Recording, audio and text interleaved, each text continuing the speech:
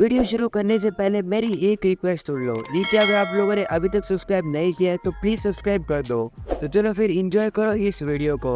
The Emirates in Shadow episode 1 की starting में हम लोग एक लड़की को देखते हैं जिसका नाम होता है निशिनो, और वो अब सोकर उठ चुकी है। जिसके बाद वो स्कूल जाने के लिए तैयार होने लगती है, लेकिन वहीं पर नहाते हुए वो काफी ज्यादा चिंता में लग रही होती है और किसी चीज के बारे में तो सोच रही होती है।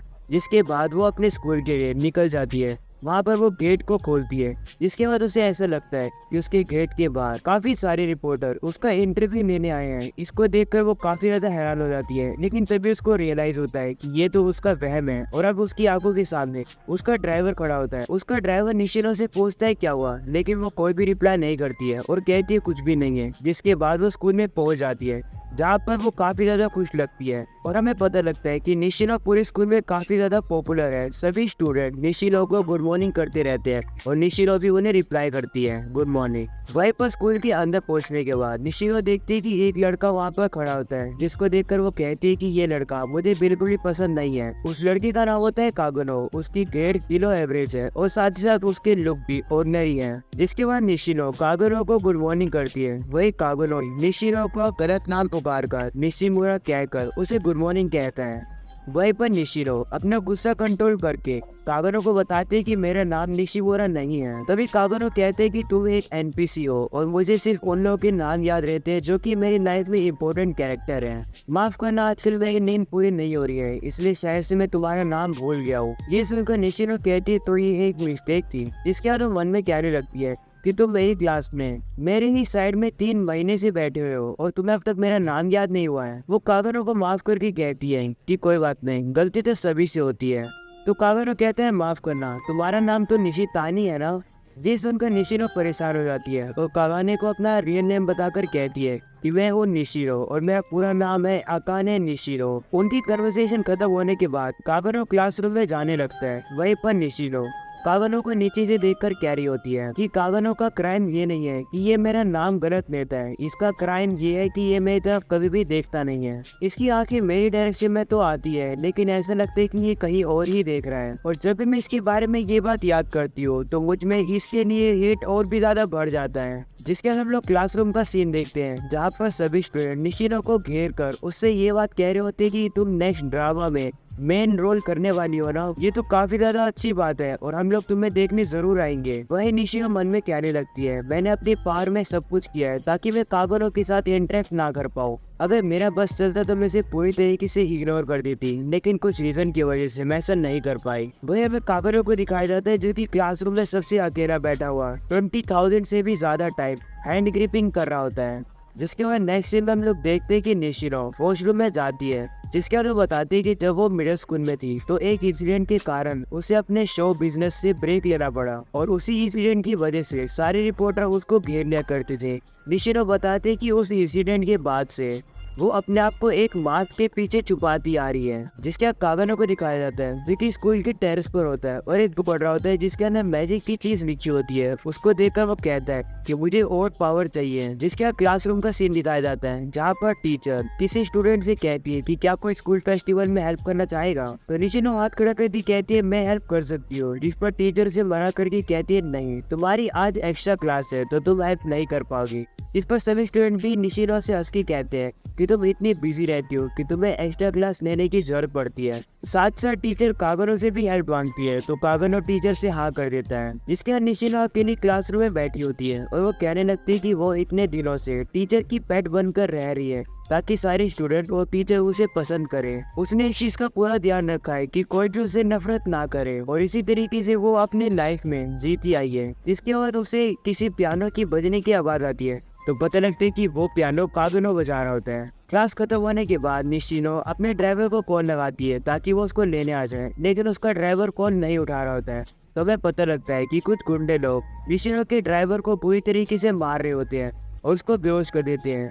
ड्राइवर की कॉल ना उठाने पर निशिनो सोचती है कि वो अकेले घर खुद चली जाएगी, तो वो अब घर जाने लगती है। वहीं पर हमें पता लगता है कि कागनो उसे जाता हुआ ऊपर टेरेस से देख रहा होता है, जिसके बाद निशिनो घर जा रही होती है और वो कह रही होती है कि मैं उस इंसिडेंट के बाद से कभी भी घर अकेले वापस नहीं गई। जिसके बाद निशिनो को लगता है कि कोई उसका पीछा कर रहा है, लेकिन उसे लगता है कि वो वहम है। लेकिन वो जैसे पीछे दोबारा मुड़ती है तो उसे दिखाई देता है कि एक बंदा उसके पीछे खड़ा होता है। इसको देखकर वो काफी ज्यादा डर जाती है और वो कहने लगती है कि ये दोबारा नहीं होना चाहिए।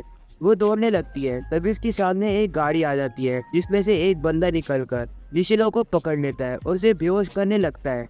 वहीं पर निशिनो की थोड़ी सी आँख खुली रहती है, जहाँ पर से वो कागनो को देख पा रही होती है, लेकिन कागनो वहाँ से बिल्कुल भी हिल नहीं रहा होता है। जिसके बाद निशिनो बेहोश हो जाती है, तो वो लोग अब निशिनो को किडनैप करके अपने साथ ले जाते हैं। इसके बाद हम देखते हैं कि काफी समय बाद निशिनो को होश आता है, जहाँ पर वो देखते हैं कि वो बंदी हुई है। वही गुंडा निशिनो से कहने लगता है कि तुम एक पॉपुलर फैमिली से आती हो और तुम्हें रात के टाइम में अकेले घूमना नहीं चाहिए था। तभी दूसरा गुंडा भी उससे कहने लगता है कि तुम ये क्या कह रहे हो, जैसे हम लोग को पैसे मिल जाएंगे हम इस लड़की को यहाँ से जाने देंगे, इतनी बकवास करने की जरूरत नहीं है। और इसी तरीके से उन दोनों के बीच में लड़ाई होती है। वहीं पर में कागनो को दिखाया जाता है, जो कि गेट के बीच में से अपने फोन की मदद से देख रहा होता है कि अंदर क्या चल रहा है। जिसके बाद वो अपने बैग के पास आता है और वो अपने हाथ में से वेट नीचे गिरा देता है और वो अपने बैग को खोलता है, जिसके अंदर एक मास्क पड़ा होता है। वहीं पर हमें अंदर का सीन दिखाया जाता है, जहाँ पर किडनैपर निशिनो के साथ बुरी हरकतें करने की कोशिश कर रहा होता है। वो निशिनो से कहता है कि ये दूसरी बार है ना जब तुम किडनैप हुई हो। पहली बार जब तुम किडनैप हुई थी मिडिल स्कूल में, जब तुम्हें एक स्टोकर ने तुम्हें किडनैप करके तुम्हारे साथ बुरी हरकतें करने की कोशिश करी थी।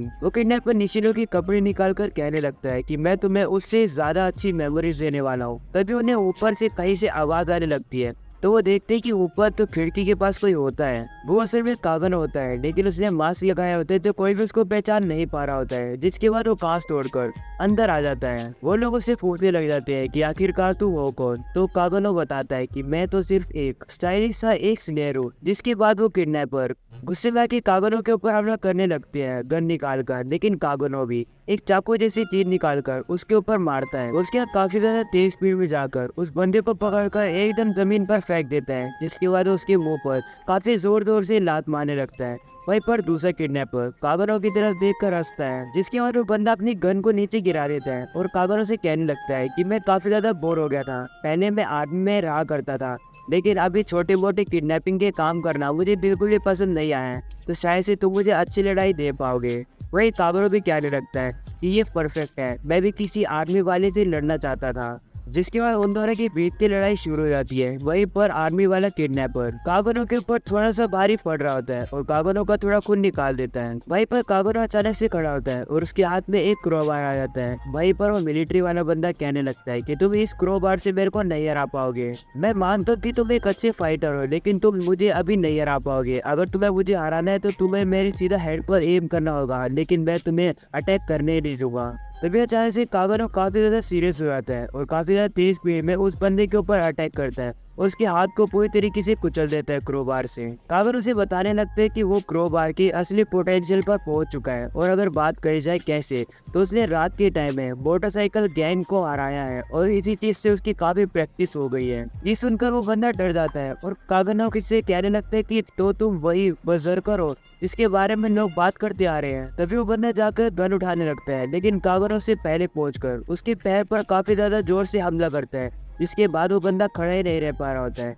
ये कागनो इसी मौके का फायदा उठाकर उसको काफी ज्यादा सर पर वार करने लगता है कि निशिनो भी इस लड़ाई को नहीं देख पा रही होती है और उस पूरी रात उस बंदे की चीख सुनाई देती है। जिसके बाद कागनो उन बंदों की पूरी बुरी तरीके से हालत करता है। इसके बाद कागनो निशिनो के पास जाने लगता है तो निशिनो काफी ज्यादा डर जाती है, लेकिन वो निशिनो की मुंह की पट्टी खोल देता है और उसे कहता है कि रात के टाइम में सेफली घर जाया करो। इसके बाद वो वहाँ से गायब हो जाता है और टेरिस पे आ जाता है। तब कागनो कहने लगता है कि अगर मैं एक सोल्जर के साथ इस तरीके से लड़ पाया हूँ तो मैं कभी भी एमिनेंस इन द शैडो नहीं बन पाऊंगा।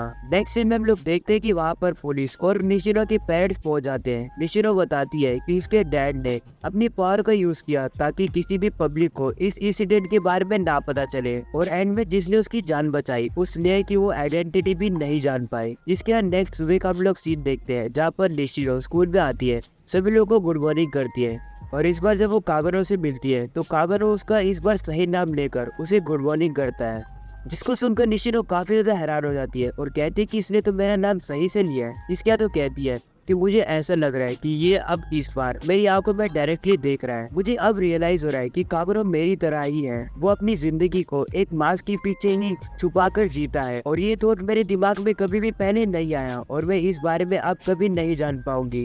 क्योंकि नेक्स्ट सीन में हम लोग देखते हैं कि निशिनो की टीवी पर न्यूज चल रही होती है कि कागनो नाम का एक हाई स्कूल बच्चा एक ट्रक से टकराकर मर चुका है और पुलिस को इन्वेस्टिगेशन करने पर पता लगा कि इस एक्सीडेंट में ड्राइवर की गलती थी, जिसकी वजह से कागनो मारा गया। जिसके बाद कागनो का फ्लैशबैक दिखाया जाता है जहाँ पर वो बताता है कि जब सभी लोग छोटे होते हैं तो उनका एक ड्रीम होता है कि उन्हें एक हीरो बनना है।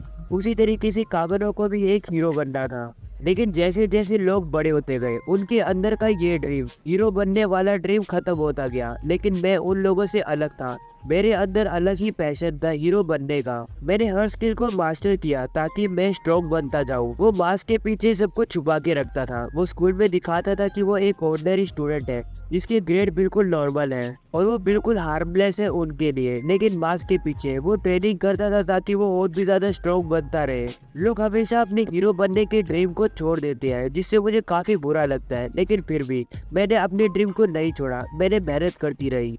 लेकिन लगता है अब टाइम आ गया रियलिटी को फेस करने का। मैं इस वर्ल्ड में सारी मार्शल आर्ट और सारी चीज़ों को अगर सीख भी जाऊँ तो मैं वैसी ओवरवेलमिंग पावर नहीं पाऊंगा जैसे कि आप लोगों ने स्टोरीज में सुनी है। ज्यादा से ज्यादा मैं कुछ गुंडों से लड़ सकता हूँ, लेकिन तब क्या होगा जब मुझे पूरी तरीके से सोल्जर खेल लेंगे अपनी गन लेकर, तो उस टाइम पर मैं क्या करूँगा। हाँ, ऐसा हो सकता है कि अगर मैं इस वर्ल्ड में सबसे ज्यादा स्ट्रॉन्गेस्ट मार्शल आर्टिस्ट बन गया तो मैं शायद से इनको हरा पाऊंगा।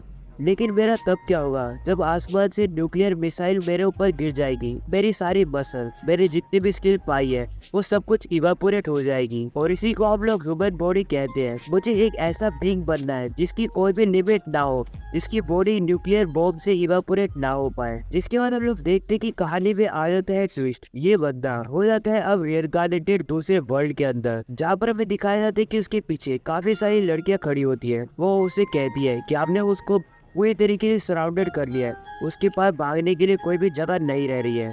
वही दूसरे कहते हैं कि जैसा आपने प्रेडिक्ट किया था वैसा ही हुआ है, आपके प्लान के अकॉर्डिंग ही सारी चीजें हुई है। तो दूसरे कहते हैं कि हमने इतने सालों में इतना बड़ा हंट कभी नहीं किया है, हम लोग की चीज के लिए वेट नहीं कर सकते हैं। और बाकी कहते हैं हम लोग आपकी ऑर्डर का वेट कर रहे हैं। तभी हम लोग देखते हैं कि और भी ज्यादा यही लोग पूरे टाउन की तरफ फैले हुए हैं, जहाँ पर कागरो कहते हैं ये काफी अच्छा है। मुझे नहीं पता क्या अच्छा है, लेकिन ये काफी अच्छा है। मुझे न्यू वर्ल्ड के अंदर न्यू लाइफ ब्लेसिंग के तौर पर मिली है और मैं जैसा दूसरे वर्ल्ड में चाहता था मुझे इस वर्ल्ड में मिल गया है। जो मुझे पावर चाहिए थी मैजिक की, वो मुझे यहाँ मिल चुकी है। जिसके बाद कागरो सभी लोगों को ऑर्डर देते हैं चलने के लिए और बाकी सभी लोग भी जाने लगते हैं। भाई कागरो सबसे ऊपर होता है और वो कहने लगता है, वो कहते हैं कि इस बार मैं करके दिखाऊंगा, मैं कुछ भी करके दिखाऊंगा, मैं कुछ भी त्यागूंगा और मुझे वहां पर पहुंचना है। मुझे इस वर्ल्ड में हीरो नहीं बनना है, ना ही मुझे इस वर्ल्ड का लास्ट बॉस बनना है। मुझे एक ऐसा पर्सन बनना है जो कि स्टोरी को शैडो में से कंट्रोल करे। मैं लोगों को ग्रेटनेस दिखाऊंगा, मैं बनूंगा एमिनेंस इन द शैडो। और ये पूरा हो जाता है एपिसोड खत्म। तो गाइस अगर आप लोग को पसंद है तो जोर से लाइक करके जाना। मैं मिलूंगा आप लोगों से इसके नेक्स्ट वीडियो के अंदर।